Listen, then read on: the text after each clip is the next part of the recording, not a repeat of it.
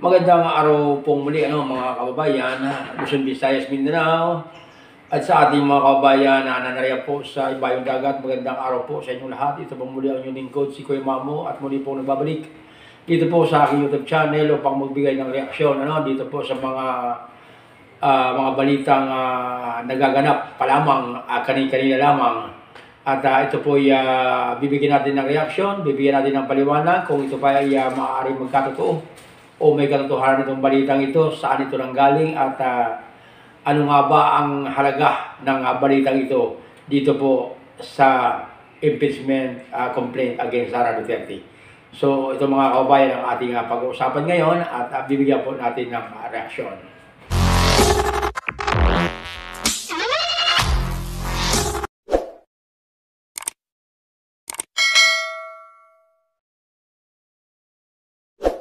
Ito po mga kababayan, yung ating bibigyan ng reaksyon sa mga oras nito. Ito pong balita mula po sa Politico.ph. At sabi dito, Senator Bong Revilla name has surfaced as a possible nominee for the position of Vice President in case Vice President Sara Duterte is removed from her office through an impeachment trial. So, ang tanong ko dito mga kababayan, saan po ba nanggaling itong balitang ito? Saan po ito nakuha ng Politico.ph? Ito ba galing naman ito sa Malacanang o kaya naman kung saan mga malaking politiko ang pinanggalingan nito at nag-leak na naman ito tulad nung nakaraang text message ng ating Pangulo. Totoo man ito o hindi, ang pag-uusapan natin mga kaibigan ngayon, mga kababayan, ay kung possible ba na magkatotoo itong narito sa balita ng Politico.ph at bakit naman si Ramon Bong Revilla ang magiging nominado just in case na masibak itong ating Vice President dito po sa kanyang position through impeachment trial. Ililinis mo natin mga kababayan na ito pong issue nitong si Bong Revilla. Dadako muna tayo doon sa panahon ng impeachment trial during Pinoy time. Ito pong si Justice Corona noong 2013. So, ihahambing natin ito pong napapaloob dito po sa balita dito po sa Politico.ph. Ito nga pong si Bong Revilla na isa po sa nominado just in case po na masibang itong si BP Sara. During that time, noong panahon ni Pinoy, ito pong si Corona mga kababayan ay prior to impeachment mga kababayan, makikita natin yung grupo ng mga senador ay talagang panig dito po kay Corona. At sino ba naman ang mag-aakala na pagdating ng judgment ay tatatlo na lamang yung pumanig dito kay Corona sa kabila ng matigas yung paninindigan ng mga panahon yun ng mga senador. Bakit biglang lumambot?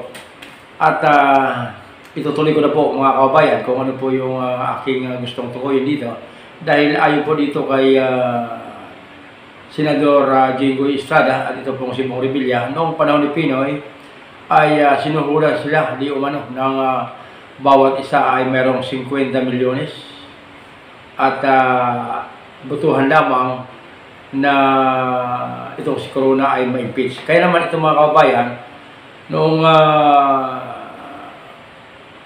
nakapanayam ito pong si Jinggoy Estrada, tila may pubira siya sa ganitong sitwasyon dahil alam niyo na po kung ano ang mangyayari sa ganitong mga pangyayari. Pero ano nga ba ang pagkaiba At uunahin mo natin mga kababayan, bakit nga ba sumuhol gumamit ng limpak-limpak na salapi itong si Pinoy upang butuhan ito pong impeachment trial na ito na patalsigin itong si Corona sa kanyang pwesto. At saan ba kumuha ng ganong kalaking pira itong si Pinoy? Bakit gano'n na naman kalaki yung inihandog niya dito sa mga senador? At ito nga po ay biglang pumanig sa kanyang kagustuhan at tuloy na nga pong na-impeach itong si Corona. Ito mga kababayan, balikan natin itong balita dito po sa politico.ph. Ano? Bakit nga ba nagkaroon po ng ganitong mga kasunduan? Ano? Dito po sa balitang bakit si Bong Revilla ngayon ang nominado just in case na ito nga pong si BP Sara ay ma-impeach sa kanyang kinalalagyang posisyon. Ano? At sino nga ba ang may pakanan nito kung ito man po ay may katotohanan at kung ito man po ay galing po ito sa mga malaking politiko na balitang ito at nasagap naman itong politico.ph ay ano nga ba ang maaaring patayan, ano nga ba ang posibilidad. So kanina mga kababayan ay naibahagi ko sa inyo yung mga kaganapan ng mga panahong ma-impeach itong si Corona dahil po ito sa malaking halagang naihandog ng malaking politiko dito po sa ating lipunang ginagalawan at hindi po naging imposible na yung isang mataas na posisyon sa gobyerno ay talagang tuluyang ma-impeach. So, ibalik natin muli dito mga kababayan sa panahon ngayon ni Marcos, sapagkat noong panahon ni Corona mga kababayan, isa po si Marcos sa pumabor dito kay Corona at ito pong si Senador Joker Arroyo at ito pong si Mariam Defensor. Silang tatlo lamang po ang hindi po kumuha doon po sa 50 milyon na ayon po dito kay Jingo Estrada ay bigay po ng Pangulo ng Pilipinas. So ngayon, bakit nga ba medyo alanganin talaga itong si Pangulong BBM na magdesisyon na tuloy ang tagang impeach itong si Sara? Hindi kaya nagkaroon siya ng ideya tungkol po dito sa mga galawan, yung malupit na galawan dito po sa pagdating na po dito sa Senado. Kasi mga kababayan, ito na po yung final na desisyon. Dito na po yung paghuhukom dito na po sa poder ng mga senador. At sila po kasi mga kababayan yung magiging huwes dito. At bagamat sinabi nga po ni Escudero na yung impeachment proceeding ay political process. So, ibig sabihin mga kababayan, politika ang may akda na magkaroon ng impeachment trial at politika rin ang pupwedeng magpatanggal dito po sa sino mang nasa mataas na posisyon. So, maaari ding politika ang magbalik sa pwesto ng taong mai-impeach sana. So ano nga ba ang sa likod ng kwentong ito mga kababayan? So bagamat naging batayan ng ating ilang mga politiko ito pong mga pronouncement nitong ating Pangulo noong nakaraang araw na wag na pong i-impeach itong si Sara at ayon po sa kanya ay wala namang halaga. Ngayon, sa aking opinion mga kababayan, maaaring ito pong si PBBM noong araw kasi ito po naging isang judge dito po sa impeachment trial during the time of Corona. So alam niya kung gaano katagal, alam niya kung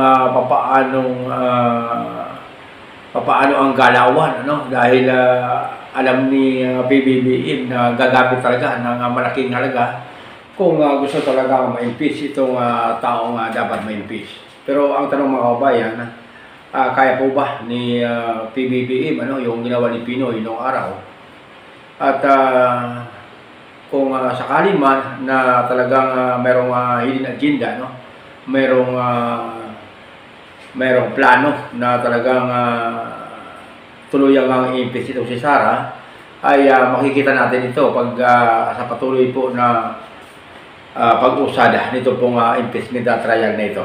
So dito mga kababayan, kung hindi gagamit ng kapangyarihan dito ang presidente, kung talagang hahayaan natin na talagang yung political process ang iiral, sigurado ako na si Sara ay acquitted.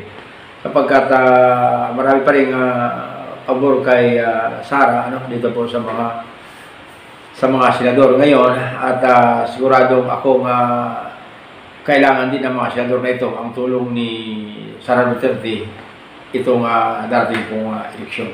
Bayan, balikan natin itong kwento dito po kay Bong Revilla, sapagkat yung napabalita dito po sa Politico.ph, hindi po ito haka-haka lamang. Talagang meron po itong pinaghuhugutan o merong pinagmulan itong balitang ito.